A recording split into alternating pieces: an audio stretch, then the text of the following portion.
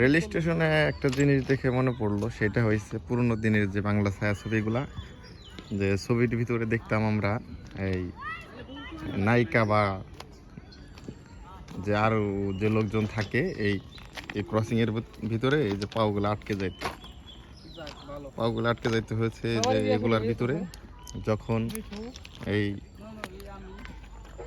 একটা ট্রেন এক পাশ থেকে আসে এবং আরেকটা ট্রেন আরেক পাশ থেকে আসে, আসার পরে যখন ক্রস করতে চায় তখন এইখানে এই যে শিফটটা আছে, এই শিফট করানোর পরে এটা হয়েছে চেপে যায়, মূলত হয়েছে এটা চেপে যায়। এটা চেপে যাওয়ার পরে যদি এখানে কারো পা আটকে যায় সেটা বের করানো সম্ভব হয় না, যার কারণে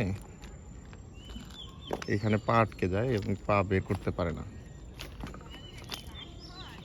তো এই ক্রসিংটা দেখে সেই কথাগুলো মনে পড়লো।